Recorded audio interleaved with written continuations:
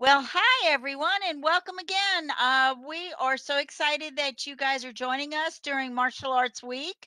I'm Cindy Oser. I have Lee Greenthaner with me today, and we have very special guests from Self Defense Academy in Copperas Cove, Britt Emberton and Amy Weber, and they're going to be doing some demonstration of Brazilian Jiu Jitsu. Before we get started, I want to remind everybody that if you register for our events, then you become qualified for our library scholarship. So make sure you go to the library website and you go ahead, find the events, and register for our events. Well, I'm not going to take the time talking because we have a lot of fun up ahead, and I'm going to let Britt Emberton, Amy Weber take it away. Hi, everybody. I'm an instructor at Absolute Self-Defense Academy. My name is Brittany, as you already heard. I've been coaching for about 13 years, Brazilian Jiu-Jitsu. I do a little bit of kickboxing as well for classes. It's more of a cardio-based kickboxing, but I do teach ages 4 and up. It's been a lot of fun. With Jiu-Jitsu, it's more of like a lax ground-based martial arts, so we don't punch and kick. We mainly use it for submissions such as chokes, arm locks, leg locks, and stuff like that. Because my face is too pretty, I don't want to get kicked in the face. So with that said, let me start off with what is Brazilian Jiu-Jitsu. Brazilian Jiu-Jitsu is a martial arts based off of Japan. It came over to Brazil. I can't really remember the date, but a long time ago. And then it just kind of capitalized from there with the Gracies, and they made it a bigger name, and it got bigger with sports and MMA and stuff like that. Drawing a blank right now. So with that said, let's go ahead and start the demo. So what we're going to start off with is we're going to do a group of escapes and sweeps. So Amy's going to do we call bottom mount. I'm going to start in the top mount position.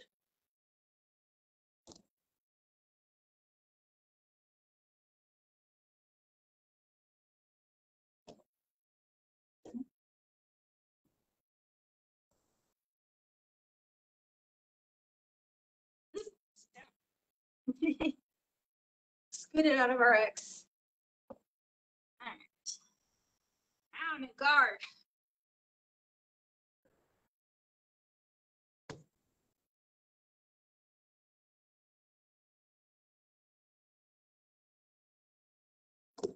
So she just escaped guard. Now I'm in side control, and I'm going to escape.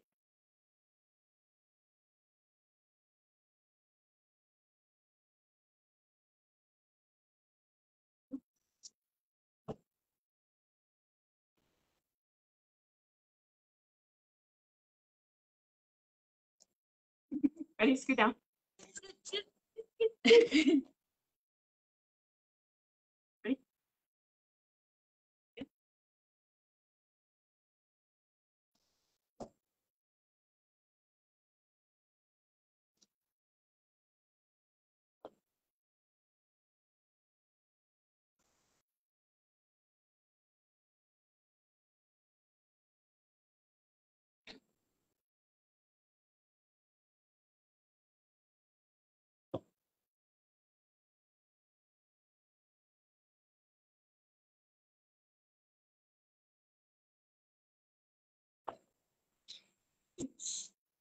I think it's fun.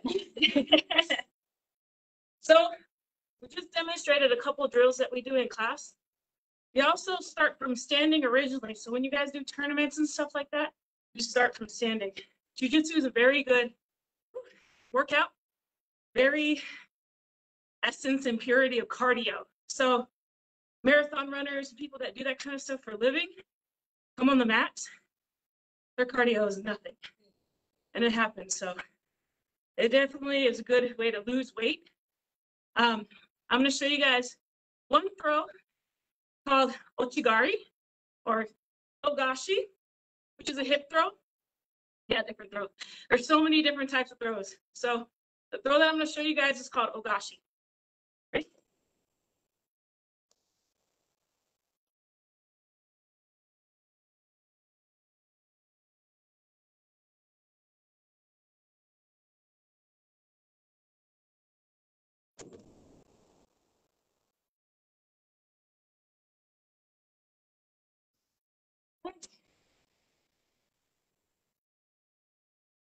And of course, it always seems a little rough at first. And when people usually see this martial art, they're like, that's a little rough. It's not really for me. But when you start doing it and practicing it, it's kind of like the chess version of martial arts. Because what they throw at you, you never know. There's nothing really scripted about jiu-jitsu. Kind of like they have their own game and they're bringing their game to you. And you use your game to counteract their game. And it just keeps going back and forth. So.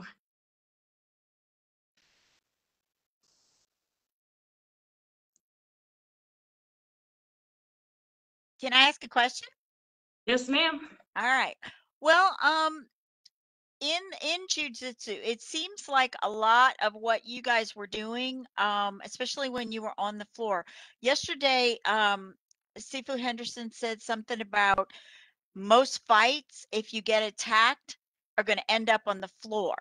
So is the moves that you show on the floor mainly to get away from someone who you've now pulled to the floor? So we here we also teach self-defense. So we have a curriculum, and jiu-jitsu does help with on the ground. For people that aren't used to being on the ground, especially, they have adrenaline going. They don't remember the things that they've been taught or stuff like that. But when you're on the ground all the time here, you kind of get used to it. And we based all of our stuff on muscle memory. So you usually, when you get put in that position, it's just quick like that. You're able to, your muscles are able to remember it. You have quicker reflexes. And like I said, we also do self-defense here. So we teach classes for, we just had a women's self-defense class, and that's strictly jiu-jitsu based. Military combatives is based on the Gracie jiu-jitsu that I had mentioned earlier. So self-defense wise, I believe, and this is just me because I think Brazilian jiu-jitsu is like the best martial arts. I believe Brazilian jiu-jitsu is one of the best when it comes to self-defense, especially on the ground. Self-defense for women. I've seen so many women that have come in that are victims of rape and sexual abuse. And they come in and they get that confidence back and they feel more empowered to defend themselves. Kids as well, kids that are bullied. Schools nowadays are not allowed to hit and punch, but a lot of our kids defend themselves by just doing a throw like what you've seen, or even taking the bully down and putting them in a position without hitting them is just enough to freak the bully out and be like, I don't want to mess with this guy. So. Well, would there be a situation on the move that you were standing up? Would would that work if someone came behind you, or is that something that you have to be facing someone to do? For that throw in particular, you will have to face your partner, mainly because if you're like face to face, because you have to get your grips and position your body a certain way. But there are so many other throws. And like I said, jiu-jitsu, Brazilian jiu-jitsu is based off of Japanese jiu-jitsu, which is kind of like judo's sister, if you think about it that way. So we do have a lot of similar takedowns there, but there are takedowns that you can learn that helps you if someone tries to come from behind you. Like I said, we do teach self-defense specifically for that. So I start from the kids 4 years old already know how to defend from, we call it bear hug from behind, bear hug from the front, if they grab you, choke you, stuff like that. The adults, we get more intricate, such as collar grabs, chokes from the wall, pinned up against the wall, stuff like that. We go into more detail when it comes to the adults. Well, in Kung Fu, we were shown that there was a respect, and I've seen in Jiu-Jitsu a respect of bowing before getting onto the mat. Can you tell us a little bit about the philosophy of Jiu-Jitsu? Absolutely. So like I was saying, Jiu-Jitsu is a lot more laxed when it comes to, we're more like chilled. I didn't really learn the whole bowing thing until I had met one of my earlier professors who was from Brazil. They're more of a traditional Brazilian jiu-jitsu style, which they bowed before they entered. They bowed to the flags before they entered the mat. A big one was when you're fixing your belt or fixing your uniform, you turn around. You have to turn around. Don't face your instructor. It's just a form of courtesy. Because in jiu-jitsu, it takes about, they call black belts professors, because it takes about 10 years for you to get your black belt. So it's definitely a lifestyle, and it does take a long time. So we're respecting the time and the effort that they put into that. And as their instructor, we just have that common respect for them.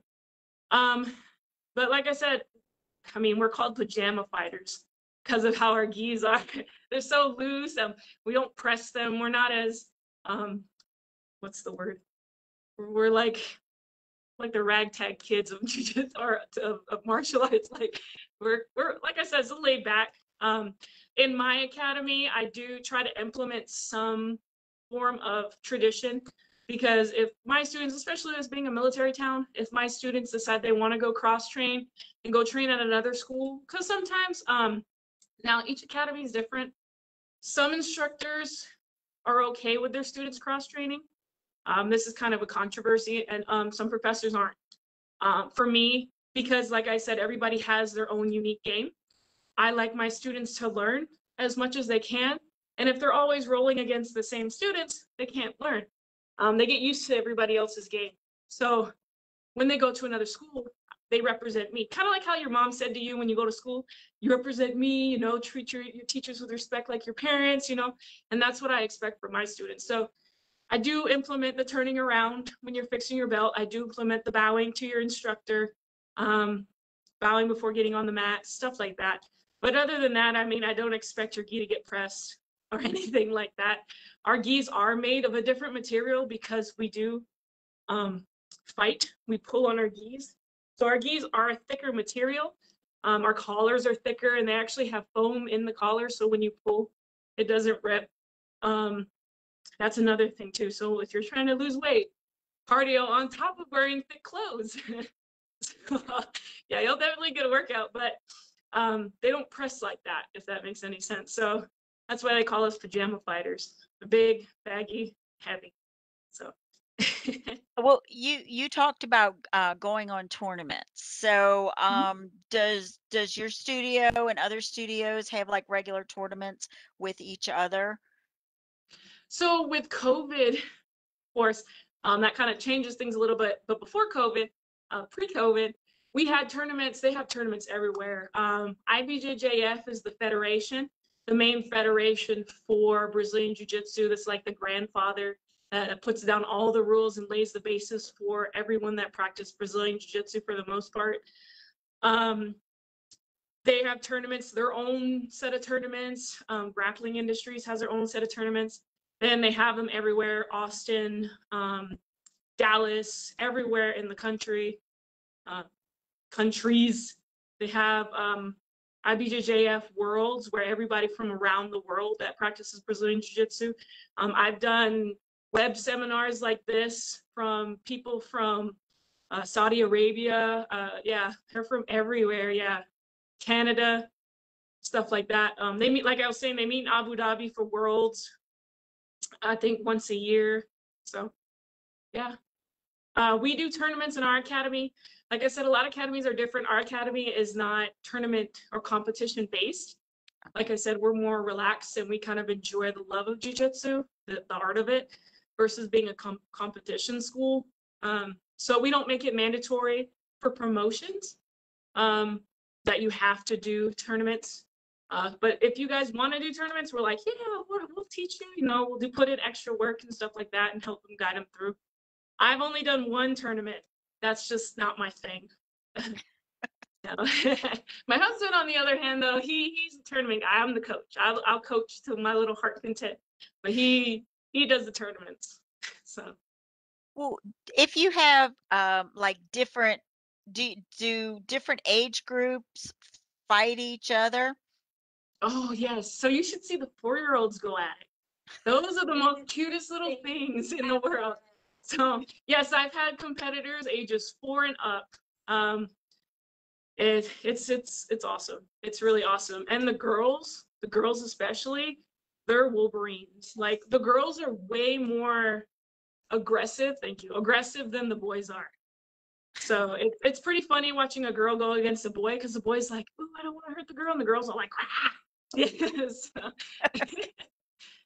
So So, but they learn to be safe with your moves. I noticed when y'all were doing your demonstration that you waited until Amy was ready for you and all that. And then Amy waited. So it almost looks like it's a choreographed um one step, two step. Is that how it works in this particular martial arts? so our martial art is very different from say Taekwondo or would you say Kung Fu?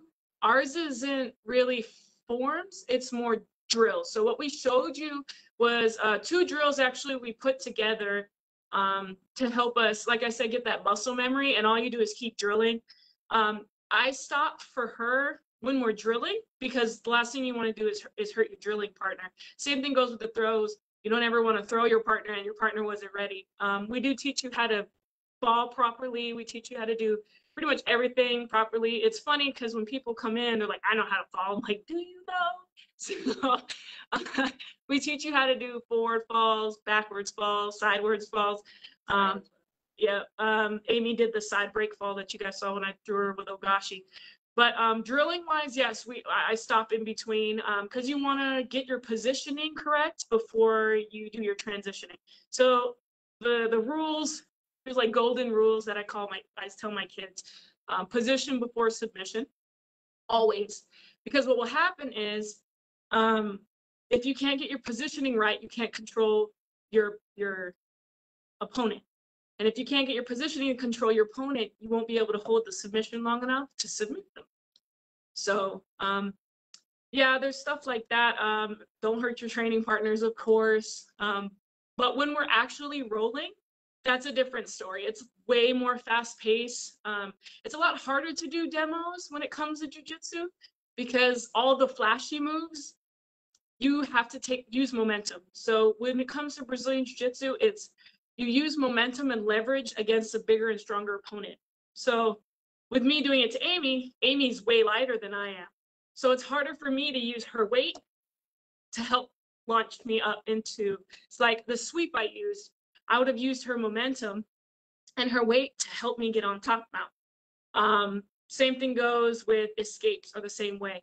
So when it comes to rolling live, like sparring is what other martial arts will call it, we call it rolling. When you're doing it faster and quicker, it's easier to use their momentum and you can do a lot more fancier, flashier moves. I didn't show any submissions this time, but maybe next time I can show a submission, or maybe if we had enough time I can show maybe 1 or 2 chokes from back mount later after the questions if we have time. But there's so many different types of submissions that we can do from every position that we teach. Okay. Well, you mentioned wait, what, as a self-defense again, um, what happens if you're, 85 pounds, 5 feet tall, and somebody way bigger comes up? Are you able to use this martial art um, in that situation? Yes, so the story goes is that Helio Gracie was the smallest of his brothers and the weaker one. He was sick. I'm not sure quite what he was sick with. It didn't really specify on my research, but he wanted to use or use the martial art his brothers were using to make it so you can use momentum. A smaller opponent can use the momentum of the larger person and leverage to defend and submit their opponent. So I can have my 7, 8-year-old kids attack a grown man. I mean, logically, strength for strength wise, he probably would take the kid, but my kid would be able to at least do a couple stuff, at least enough for them to be able to get away. Cool. Well, did you have other things you wanted to demonstrate? You said you would. Choke you. Are there any other questions firstly before they show us more demonstrations? There's none on Facebook at this time. Okay. All right. So do y'all want to demonstrate some more stuff? Sure. Let's do some chokes.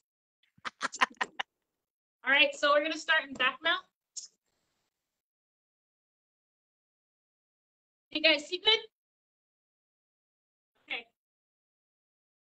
So remember what I said about position before submission. So we're here with my hooks in. That's how I'm controlling the hips here. And then I'm going to have my grips up into the upper body nice and tight. So this is that positioning I was talking about. So now I'm going to show a couple chokes from here.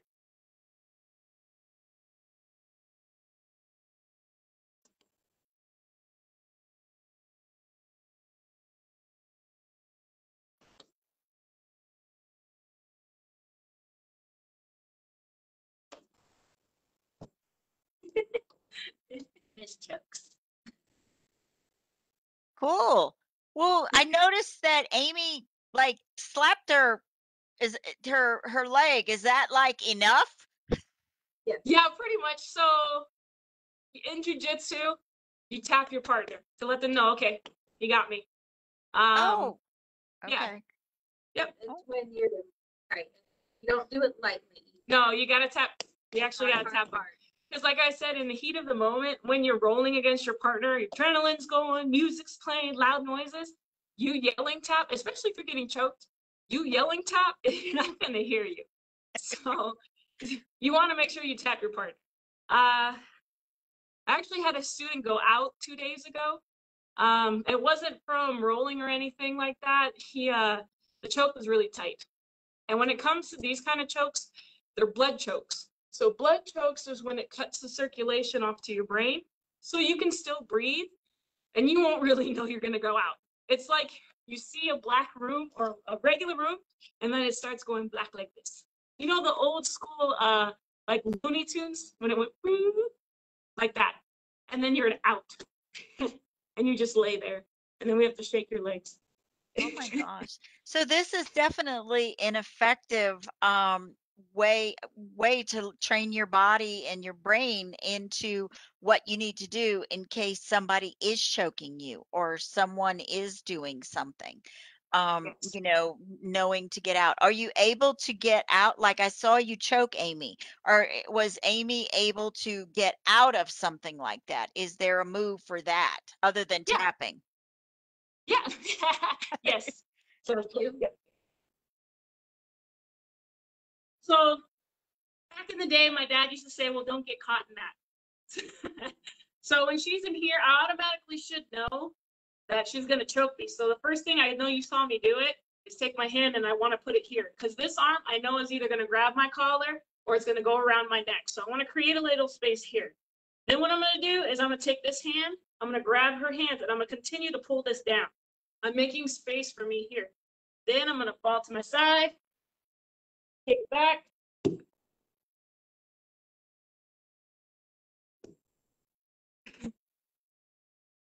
Okay, so you can get out of that. Yeah, there's a bunch of other different ways, but that was like the most simplest way to do it. If you truly did have someone who was going crazy on you, do the different moves that you learn in your drills, you're saying your brain will take over on how to get out of it. Is what you teach more of how to get in it or how to get out of it? So it's mainly a little bit of both, I would think. So you kind of want to learn how to put them in it and not get in it. So our biggest thing is drilling. So keep drilling, drilling, drilling, drilling, keep practicing these moves to the point where it becomes second nature. You don't have to think about it because you're quicker when you have to think about it. So I don't know if you saw when Amy put her arm over my shoulder, I went like this automatically. That's just a reaction now that we have because we know, oh crap, she's in back mount. So this is the beginning steps of that escape, but we're already halfway there because, we already are done the first step because our body automatically did that. Another one is a choke. We teach the kids paper cutter. You have to, the first step is to turn your chin away from the choke, out of the choke.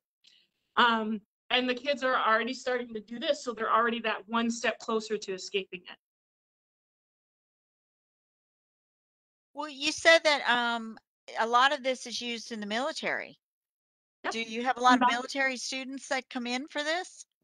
I do actually. I train a one group right now. I'm in the process of signing up another squadron.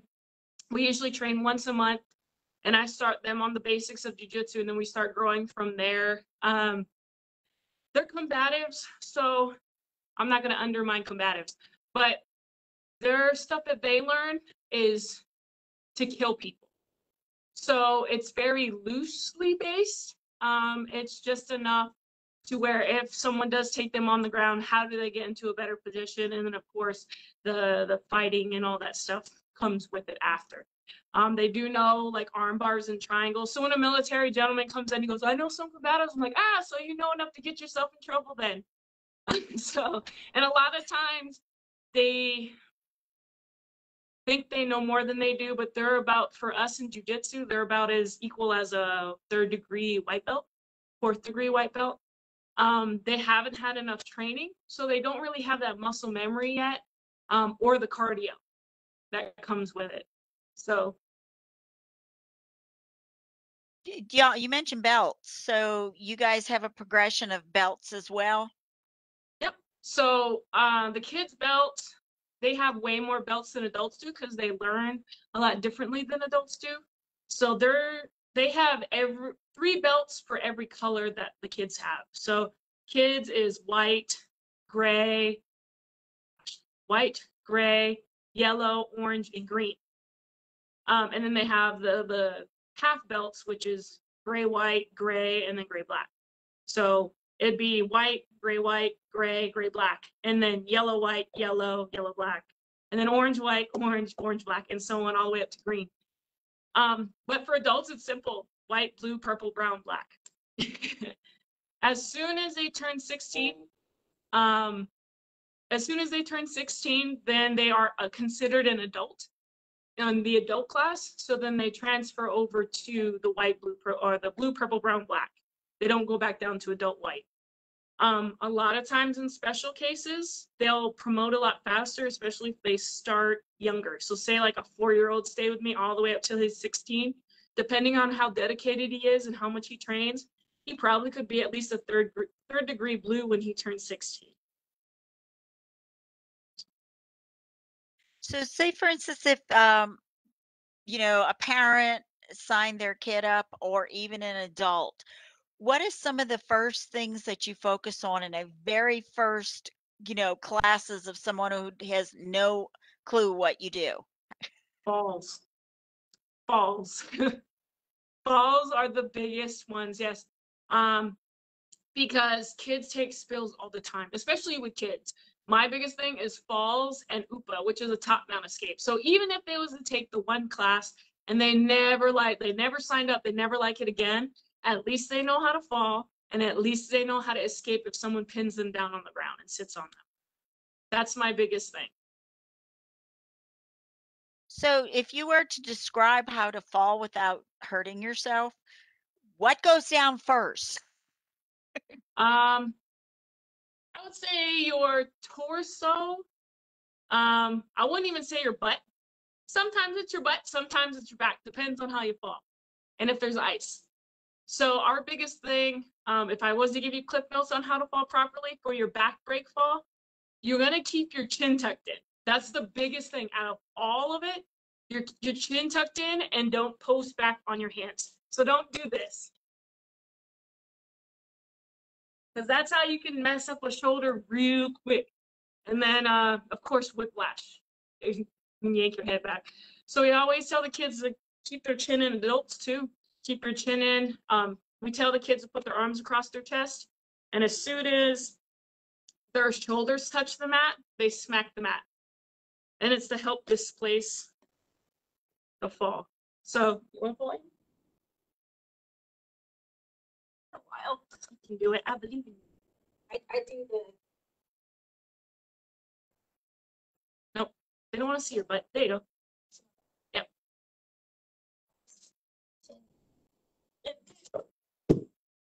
Oh, I'm a lot lighter. So I haven't done that. like that.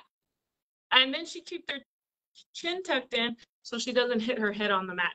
So how our mats are, we have Judo Mats. So we have foam pieces that are like this big underneath ply boards. And then on top of our foam mat, which is like this, the blue mat is like this thick. So it's like super soft. It's like being on a springboard. So here is a time, if they're gonna hit their head, I'd rather them hit their head on this than go outside and bust their noggin on concrete. So we always harp on them to keep their chin tucked in. It seems like that position would be difficult for someone who was coming at you to attack you too, because if you fell like the first way that you showed us, it would be easy for them to grab you. But if you were curled in a ball, it would be harder for them to grab you. And if they like grabbed them on the shoulder, like when Amy was on the ground with her arms like that, would it help So because her arms are folded like that? So as she's falling down, she's opening her arms and smacking the mat like this. So if someone was to attack her as she was falling, there's a different sweep, and we call it the stomach throw. And what that is if someone's coming at you, you shove your feet into their hips, you grab their wrists, and you throw them up and over you.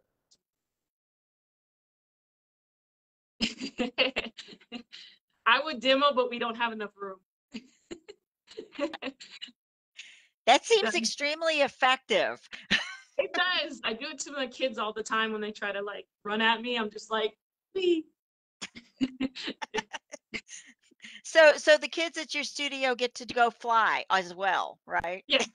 Yeah, we play with them all the time. They do fun drills, and all our fun drills that we do are based off of um, stuff that we do in class. So a game that we play is called Dragon Tails. We take little tails that clip on the back of their belts and they run around.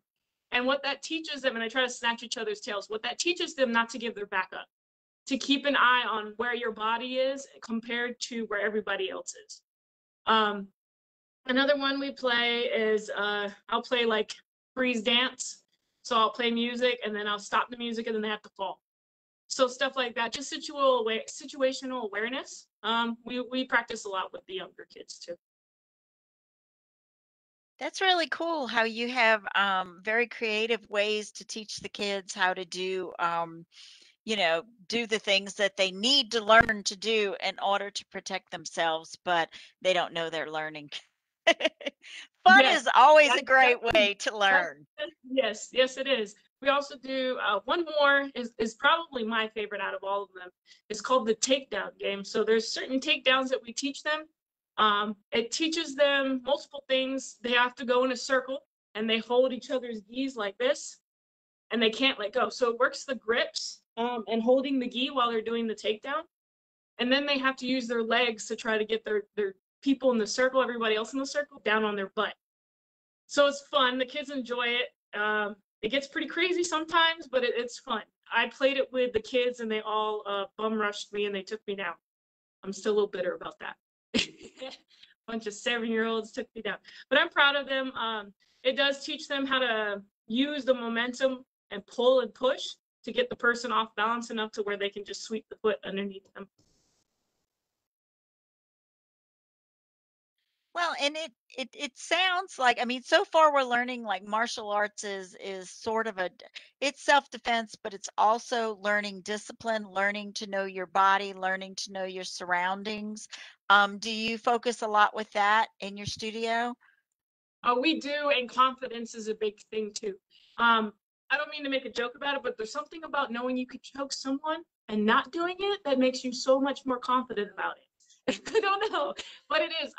I've had kids, like I said, that have been bullied. I've had women that have been beaten down, and then they're here for a couple months, and by then their first stripe, usually it's when they get their first stripe, they feel so accomplished and they're holding their head high and they're happy. I have kids that are sad because dad's deployed or mom's deployed, but it's just something about the camaraderie here, because it is also a very close martial arts. We're pretty much sweating on top of each other and all that stuff.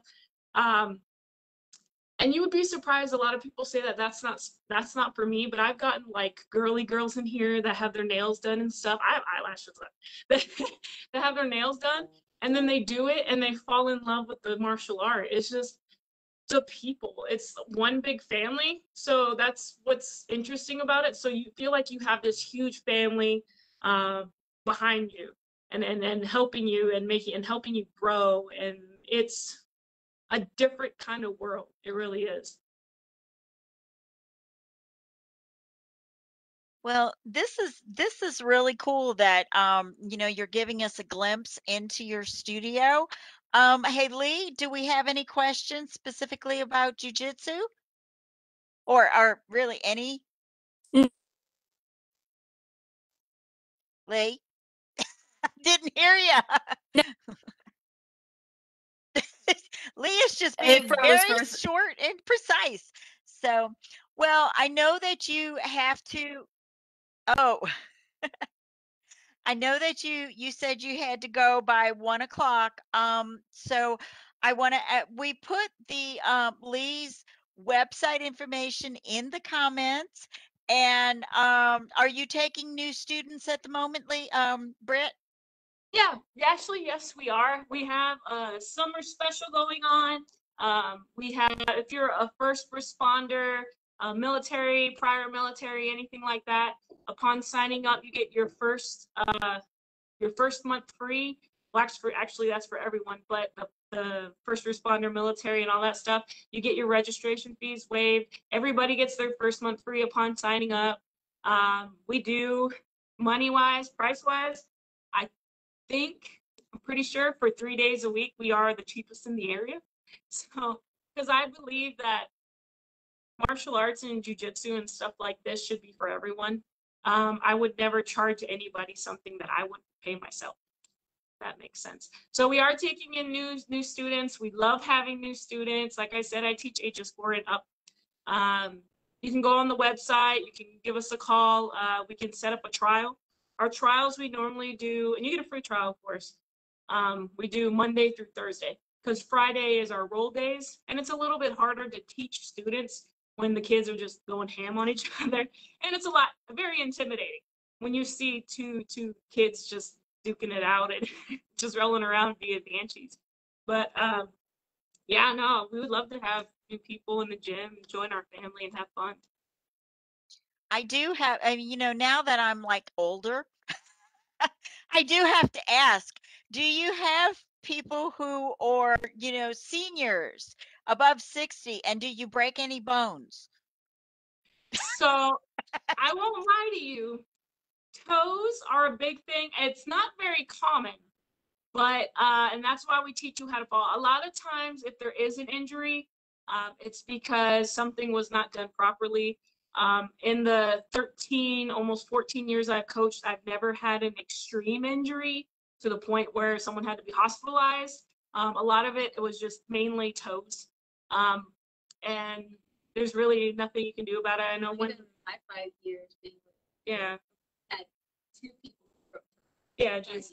yeah, and that's why we also changed our mats too, because the mats, the ones that we have on the wall, are more of a Taekwondo mat, and those things are unforgiving on toes. But I can honestly say, ever since we changed to these mats, everything's safe, guys. So it's a lot better. As far as age goes, girl, let me tell you. Okay, so I went to a tournament, and they had a gentleman. I swear to God, was like 60, 65 plus. Okay, I swear he was like in his 70s, but I don't know. I didn't want to give the man any more age than he already was. They called Master 6 brackets, Master 7 brackets, and these 70, 60, 70, 80-year-old people are rolling in jujitsu. And it's the coolest thing because they're just all like so slow and calculated because not a lot of people like go like fighting gorillas. I mean, certain places are like that, but here we're more of an older crowd, and we kind of we understand you got to work the next day. So, like I said, we just do it for the love of jujitsu. It's very rare that people kind of like attack you like that. But yeah, no, any age, man. Like I said, we teach you how to fall properly. We teach you all the basics. We guide you through everything and make you comfortable. Um, It's fun. Well, let me ask. Go ahead, Amy. You know, they're also very accommodating for limitations. I have multiple limitations when it comes to my knees and joints, and Coach Britt here has modified certain moves for me, and I haven't had any injuries, and I get injuries just walking down the street. So, you know, just the fact that they do accommodate for people who have knee problems, you know, ankle problems, shoulder problems, things like that, has been pretty awesome. Yeah, I mean, my husband who instructs the adult class has 2 spine fusions, so like in his lower back is like fused together. I have hardware in my ankle, multiple surgeries, not jujitsu related. Not jujitsu related. No, all my injuries are non-jujitsu related. But we work with you, you know. Like I said, we're an older crowd, so veterans, we have veterans in here. Well, Oh, veterans. it would seem too that, you know, the fact that the main thing, the first thing you teach is how to fall.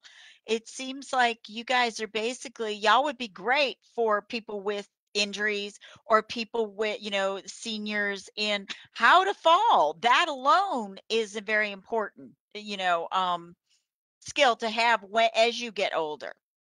And you know, oh yeah, me too. So I had shoulder surgery about what, a year ago, a year and a half ago, and I was in a sling and I was walking to go pick my daughter up from school, and they had that uneven sidewalk.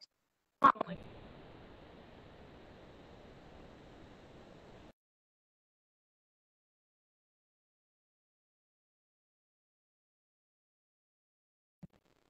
my foot caught on the lip.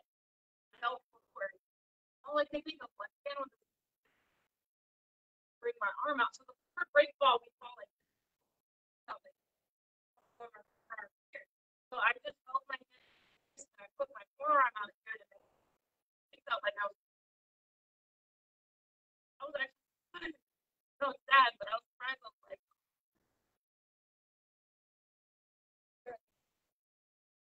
Brett, we could barely hear you. Did you do something different with your sound? So did you were able to stop, right?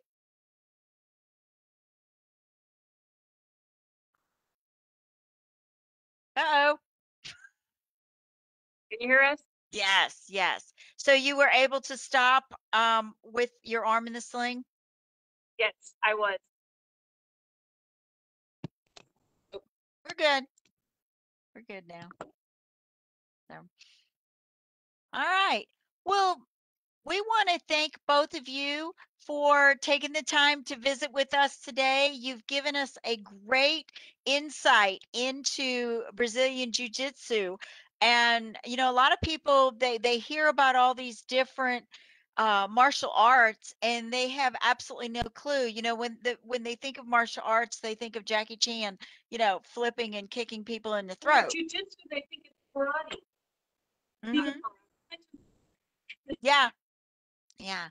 So, you know, we you know, are very excited that you have shown us a little bit into your world of what jujitsu is. So, we want to thank you. We want to thank Amy for being the victim, the one being thrown. And you know, everybody, if this looks like it's something that is right up your alley, especially learning to fall down. I fall down a lot. I'm gonna have to learn how to fall down better.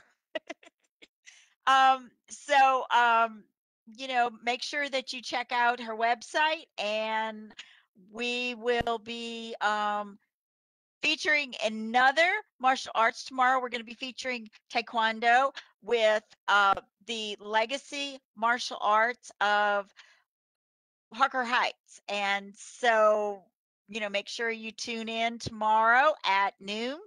And for those of you who keep following our CTC astronomer, we have another night sky tour this Monday coming up at noon, and next Wednesday we're going to have our winners of our talent contest. So it's summer, you got nothing else to do, it's too hot to go outside. Go join a martial arts and watch our virtual events. So Yes, yes. Thank you guys again. And you guys have an awesome day, but don't go away. And Lee, if you will take us out. Bye, guys. Thanks again for coming.